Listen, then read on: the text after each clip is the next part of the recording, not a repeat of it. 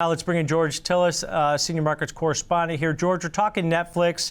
A lot of hype around Disney post earnings, but this seems to be the only streaming company that can make money. Got a price target hike today. I almost compare it to Tesla. Tesla's the only EV maker that seems to make money, right? At this point, all the other competitors lose money trying to, break the stranglehold that this company has on in the streaming service. What's your take here on Netflix?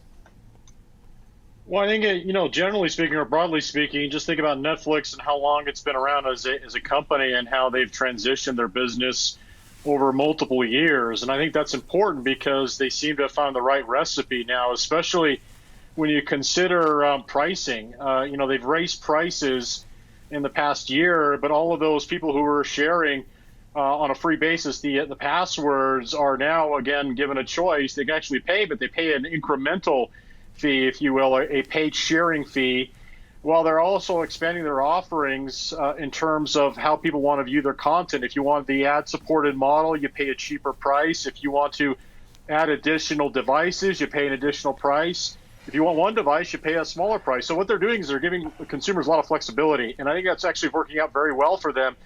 They don't necessarily need to increase their total viewer base, but they're increasing their marginal revenues, and that's extremely important for a business which, as you mentioned, is growing quite profitably. I mean, if you look at the gross margins for the company, because their original programming is quite expensive in terms of, creation, of course, publication and distribution, the gross margins are only about 40%, and that's quite low for a technology company, but they're generating about 14% net income margin. So this is a steady grower because their operating income is now about 22 or 23% of total sales. That's improving. Free cash flow is improving.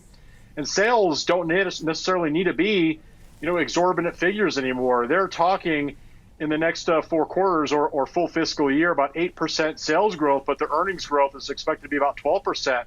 So if you get 1.5 to 2 times earnings growth to sales growth, you see nice trends. And I can see why, JP Morgan is constructive by looking at the stock moving. They've got a target now from 480 to 510 to maintain an outperform rating, just because you just bolt on additional revenues for people who want to, add those paid sharing plans. And it seems to be working out. People are not cutting.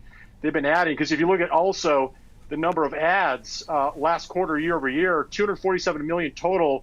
That was about 10% higher than the previous year. So people aren't cutting. Well, at the same time, quarter over quarter, they're still growing sequentially 8% in terms of new subscribers.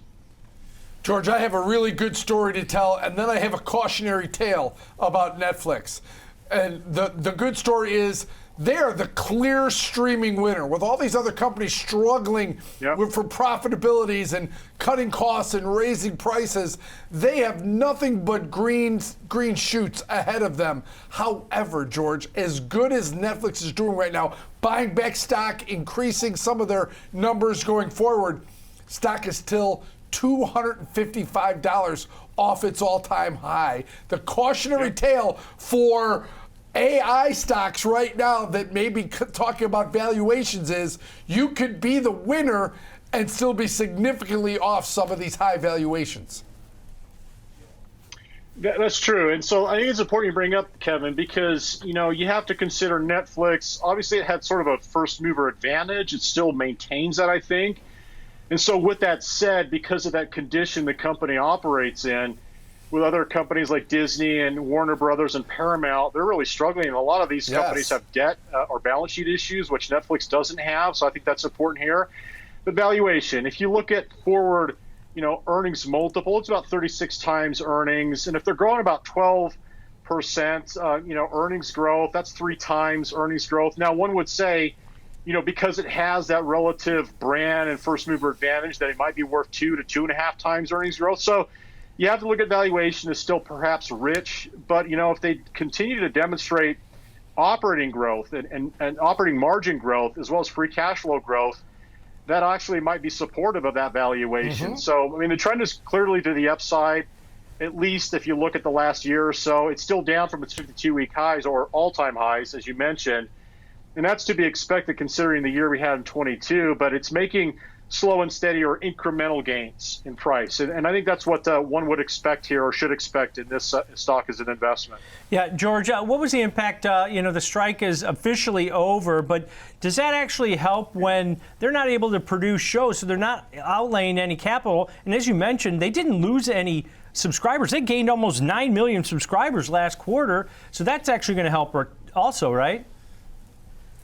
Yeah, as long as the original programming is not the majority of the revenues, which it's not going to materially impact the company over the long term. In the short run, it creates, of course, production delays and some cost overruns. Yeah.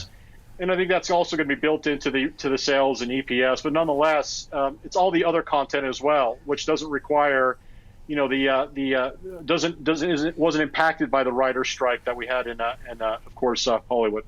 Yeah, definitely. It's fascinating what they're doing, though, Tom, how they're taking old linear TV shows and making them popular on Netflix, like Suits. Yeah. A whole new sample of people are watching Suits. Well, it's remember, incredible. before Peacock started, their number one watch show was The Office. Right. So, all right. So they don't need the new as much as other places. And they've got plenty. They got too much content. Oh my gosh! Yes. You go on there, you can find some. All right, great stuff as always, George. Have a great weekend. It's George Tsilis breaking down the backdrop here on Netflix.